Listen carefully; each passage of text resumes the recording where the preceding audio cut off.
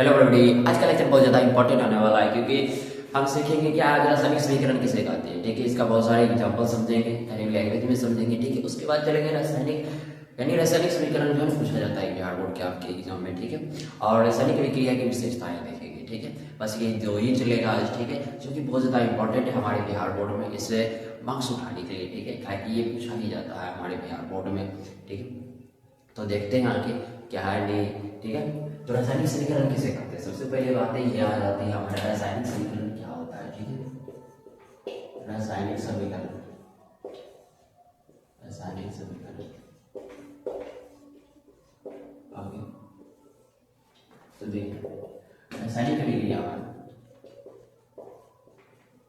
रासायनिक अभिक्रिया, रासायनिक अभिक्रिया, रासायनिक अभिक्रिया में, रासायनिक अभिक्रिया में भाग लेने वाले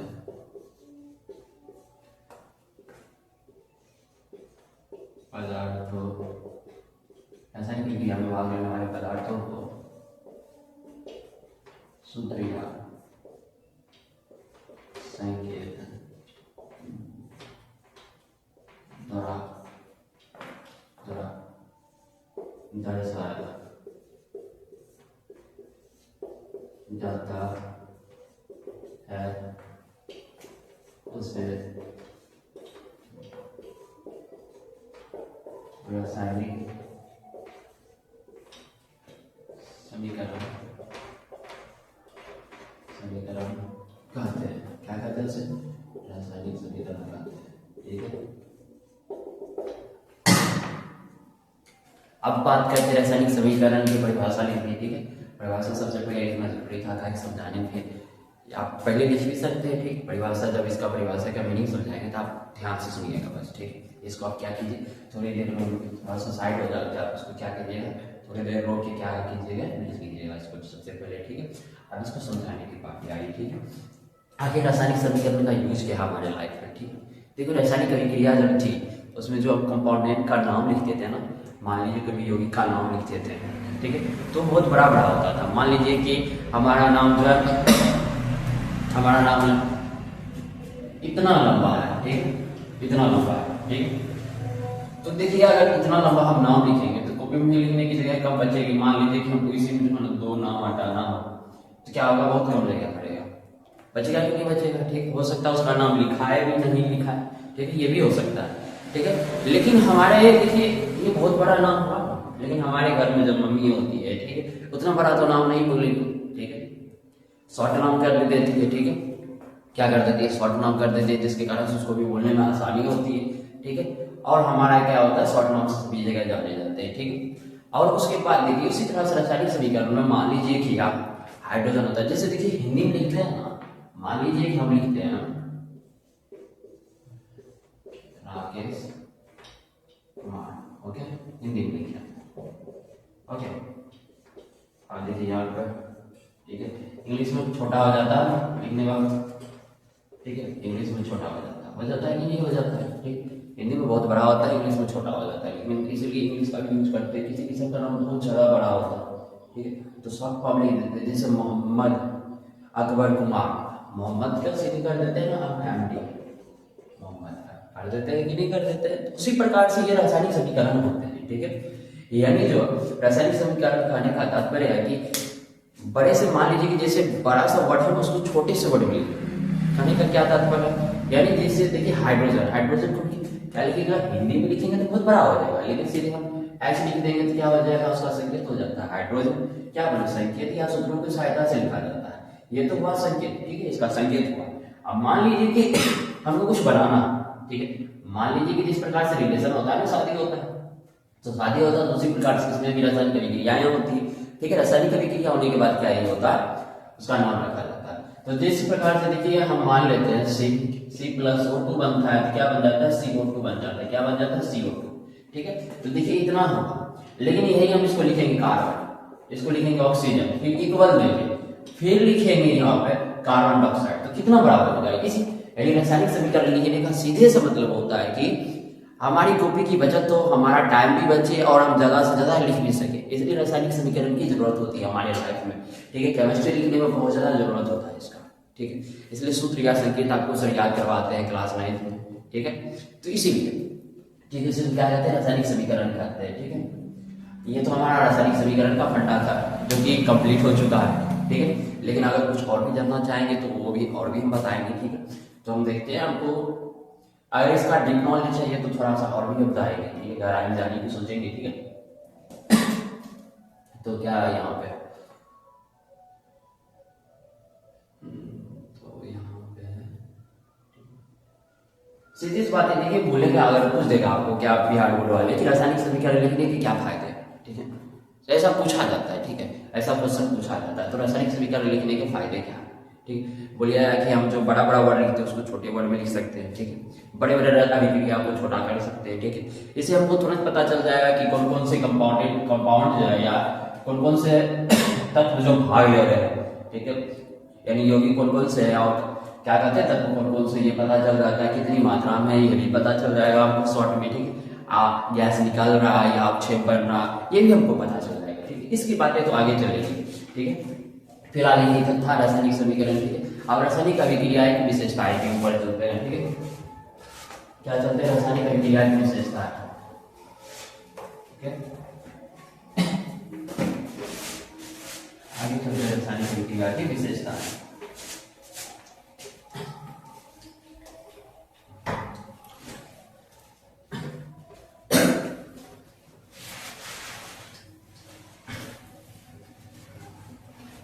रासायनिक अभिक्रियाएं किसे कहते हैं, सबसे पहले वो जानते हैं।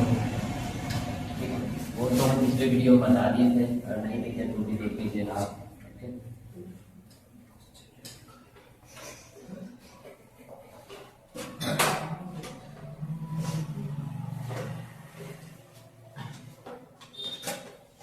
रासायनिक अभिक्रिया की विशेषता, रासायनिक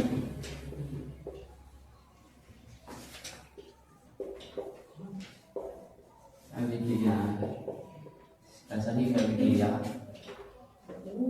रासायनिक अभिक्रिया की विशेषता, रासायनिक अभिक्रिया क्या हो जाएगा विशेषता।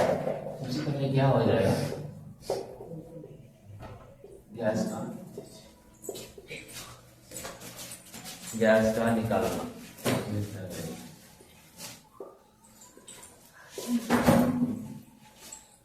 क्या हो गया, गैस का निकालना। यानी रासायनिक अभिक्रिया के फलस्वरूप क्या निकलता है, गैस क्यों निकलता है, इसके बारे में सबसे पहले जान ले। ठीक है, यानी रासायनिक अभिक्रिया की विशेषता को समझाने के लिए जो है बहुत सारे होते हैं। ठीक है, ये तो सिर्फ अभी एक बता रहे हैं, हमको गैस का निकलना होता है। ठीक है, यानी रासायनिक अभिक्रिया को समझाने के लिए ठीक है क्या कर सकते हैं, रासायनिक अभिक्रिया की विशेषता में क्या रासायनिक अभिक्रिया हो रहा है कि नहीं हो रहा है, ये पता करने का तरीका जो कुछ दिए हुए हैं। ठीक है, कुछ दिया हुआ है हमारे केमिस्ट्री के जो भी है। ठीक है, डाटा वो दिए हुए हैं। ठीक है, तो सबसे पहला जो है गैस निकलना। ठीक है, आखिर ये कैसे दर्शाता है कि रासायनिक अभिक्रिया हो रहा है कि नहीं। ठीक है, सबसे पहले ये जानना है, इसमें लिखना क्या होगा आपको, रासायनिक अभिक्रिया में जो है गैस की उत्पत्ति होती है। ठीक है, रासायनिक अभिक्रिया में क्या होता है, गैस की उत्पत्ति होती है। ठीक है, ये लिख दीजिएगा। ठीक है, यहाँ पे थोड़ा सा लिख दीजिएगा आप, गैस का निकलना क्या हो जाए, रासायनिक अभिक्रिया में क्या होता है, गैस की उत्पत्ति होती है। अब समझते हैं कि आखिर होता है। देखिए जब पुराना बंधन जो है ना टूटने के बाद नया बंधन बनता है ना, तो उसके बाद ही क्या होता है, गैस की उत्पत्ति होता है। ठीक है, इससे नया जब पदार्थ बनता है, क्रॉस से जब नया पदार्थ बनता है तो क्या होता है, गैस की उत्पत्ति होता है। क्या भैया ये सभी में लागू होगा, नहीं। सभी मान लीजिए कि जल बनाया है, ठीक है, जल बनाया तो H2O बन गया जल हमारा। ठीक है, क्या इसमें निकला, नहीं निकला भैया। ठीक है, तो गैस की उत्पत्ति सभी जगह नहीं होती है, सिर्फ ये बताने का तात्पर्य हुआ कि जिस प्रकार से देखिए आप बोलिएगा कि लड़ा झगड़ा सिर्फ फैमिली में होता है, जरूरी दोस्त में भी होता है, तो उसी प्रकार से ऐसा होता है। ठीक है, समझाने के लिए और दर्शाने के लिए बस इसका यूज किया जाता है रासायनिक अभिक्रिया की विशेषता होगा। ठीक है, तो गैस का निकलना क्या समझाता है कि पुराना बंधन टूट गया है, फिर से नया बंधन बन गया है। ठीक है, जैसे एक एग्जाम्पल बता दें, जब अपना सब भोजन करते हैं तो भोजन क्या होता है, पहले टूटता है, पहले माउथ में टूटता है, यानी मुंह में टूटता है, मुंह में टूटने के बाद पेट में जाने के बाद भी डाइजेस्ट होता है, डाइजेस्ट होने के बाद भी क्या होता है, गैस की उत्पत्ति होता है कि नहीं। तो यही हुआ। तो गैस के बारे में समझ ही रहे हैं। अब इसका केमिस्ट्री में एक एग्जाम्पल समझ लेते हैं। सबसे पहले ये बात ये है, ठीक है। तो केमिस्ट्री में इसका एग्जाम्पल जो हो जाएगा Zn प्लस H2SO4 हो जाएगा, एनीजिंग प्लस सल्फ्यूरिक अम्ल मिलकर क्या हो जाएगा ZnSO4, एनीजिंग सल्फेट प्लस H2 हो गया हाइड्रोजन। ये आप हम बाद में बताएंगे, ठीक है। ये ती का मतलब क्या होता है?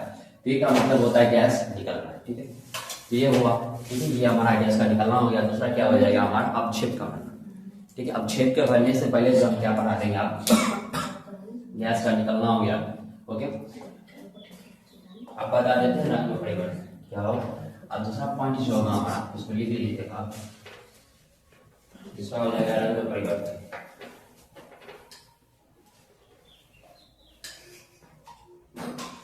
दूसरा हो जाएगा रंग में परिवर्तन। रासायनिक अभिक्रिया के फलस्वरूप भी क्या होता है, रंग में परिवर्तन होता है। ये भी लिख दीजिएगा, थोड़ा मार्क्स ज्यादा मिल जाएगा उससे, ठीक। लेकिन पॉइंट लिख दीजिएगा तो भी करते हैं, ठीक। लिखना भी पड़ता है कुछ ना कुछ वर्ड लिखिएगा। रासायनिक अभिक्रिया के फलस्वरूप क्या होता है, रासायनिक अभिक्रिया के फलस्वरूप रंग में परिवर्तन। अब रंग में परिवर्तन का तात्पर्य क्या हो जाएगा? देखिए, मान लीजिए कि आप क्या किए, एक गिलास पानी लिए, ठीक है, उसमें क्या किया, इंक डाल दिया, तो उसमें से रंग परिवर्तन हो गया। लेकिन वो रिएक्शन कहलाएगा नहीं भैया, वो रिएक्शन के अंतर्गत आएगा नहीं, ठीक है, वो रिएक्शन नहीं होगा। तो इस बात का भी ध्यान रखिएगा, ठीक है। सभी मान लीजिए सभी चीज के जो मिक्सर हम बनाते हैं, जरूरी नहीं है वो रंग परिवर्तित हो गया वो, ठीक है। तो जरूरी नहीं है कि वो रासायनिक अभिक्रिया ही होगी, ठीक है। तो रासायनिक अभिक्रिया होगा क्या, सबसे पहले तो ये बता दीजिए हमको, ठीक है। तो देखिए, रासायनिक अभिक्रिया की विशेषता में रंग में परिवर्तन है, उसका सीधे से तात्पर्य होता है कि रासायनिक अभिक्रिया जब होगा तो आखिर हमको पता कैसे चलेगा, तो कंपाउंड पता चल जाएगा हमको वहाँ पे, ठीक है। कंपाउंड होगा तो उसी से पता चल जाएगा हमको, ठीक। तो देखिए, रंग में परिवर्तन दर्शाता है कि रासायनिक अभिक्रिया हो रही है, लेकिन आप जो नॉर्मल मिक्सर करते हैं वो रासायनिक अभिक्रिया के फलस्वरूप मतलब रासायनिक अभिक्रिया नहीं होता है, ठीक। इसको ध्यान रखिएगा, ठीक। अब देखिए, इसका जो एग्जाम्पल क्या होगा, एग्जाम्पल में अगर आप लेना चाहेंगे तो एक एग्जाम्पल हम बताते हैं आपको क्या होता है। शुरुआत हम यही से चलेंगे, ठीक है। Fe+Cu_SO4, ठीक है। कॉपर जो होता है ना, ये कॉपर सल्फेट, ठीक है, ये ब्लू होता है। क्या होता है, ब्लू होता है। जैसे इससे रिएक्शन करता है ना, तो Fe+SO4+Cu बन जाता है, ठीक है। ये ग्रीन हो जाता है, अल्फा ग्रीन हो जाता है, ठीक। इसमें भूरा कलर बैठ जाता है। क्या होता है, भूरा कलर बैठ जाता है। लेकिन आप समझने वाली बात ये है कि क्या सही बात है, ठीक है, फेरस और कॉपर से, लेकिन रिएक्शन किया तो किया कैसे, ठीक। सबसे पहले बड़ी बात ये होती है, ठीक। तो ये क्रियाशीलता के ऊपर निर्भर करता है, ठीक है। जो जितना अधिक क्रियाशील होगा वो दूसरे से रिएक्शन उतना जल्दी करेगा, ठीक है। जिस प्रकार से हम बताए थे, बता देते आपको, ठीक है। यहाँ पे बताए थे, नहीं पता नहीं है, ठीक है। लेकिन यहाँ पर केमिस्ट्री का जो डॉट है ना, FONCL है, ठीक है। केमिस्ट्री का डॉट इतने ही तक है, ओके। तो FONCL है, केमिस्ट्री का डॉट किसे कहा जाता है, FONCL को कहा जाता है, ठीक है। इसको याद रखिएगा, बहुत ज़्यादा इंपॉर्टेंट होता है। आगे जो हमको जरूरत भी पड़ेगा, और जब क्रियाशीलता बताएंगे उसमें भी जरूरत पड़ेगा। ऐसे हमारे यूट्यूब चैनल पर डाल दी है क्रियाशीलता के ऊपर, ठीक है। तो फिर भी अगर नहीं है तो बाद में इसको समझा देंगे, ठीक है। ये हुआ हमारा, ठीक है। और देखिए, ये तो हो गया, गैस में परिवर्तन हो गया, रंग में परिवर्तन हो गया, ठीक है। इसको आप नोट कर लीजिएगा, ठीक। आप बताते हैं अवस्था में परिवर्तन, लास्ट चलेगा हमारा अवस्था में परिवर्तन, ओके। आखिर अवस्था में परिवर्तन कैसे होता है, इसके ऊपर गौर करिएगा।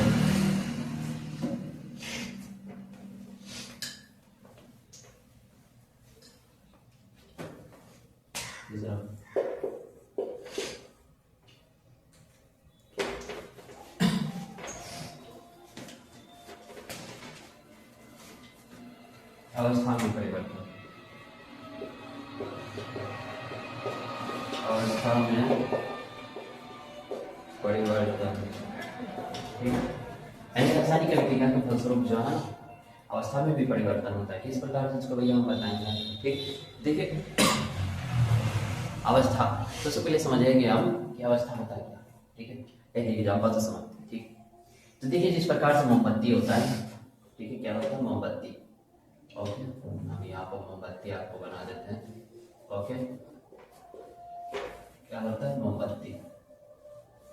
ओके, तो ये जो मोमबत्ती होता है ना, अभी जला हुआ नहीं, देखिए ये जला हुआ नहीं है। जब अभी देखिए कितना बड़ा है, लेकिन बहुत बड़ा है, ठीक है। जब हम इसको जलाएंगे ना, कुछ टाइम के बाद कैसा हो जाएगा, देखिए इस प्रकार से हो जाता है, ठीक है। ओके, तो देखिए इस अवस्था में परिवर्तन हुआ कि अवस्था का मतलब क्या होता है, जैसे ये एक ही अवस्था में आप रहते हैं, कभी बचपन में बचपना में थे, फिर जवानी आएगा, फिर बुढ़ारी जाएगा, फिर उसके बाद क्या हो जाएगा, तो इसी प्रकार से अवस्था चेंज होता है, ठीक है। अवस्था में परिवर्तन आएगा, ठीक है। ये समझ लीजिएगा, लिख लीजिएगा, आप यहाँ पर रचना कर लीजिएगा कि उसमें क्या होता है, अवस्था में परिवर्तन होता है, ठीक है। यहीं तक हमारा आज का लेक्चर, मिलते हैं वीडियो, तब तक के लिए धन्यवाद।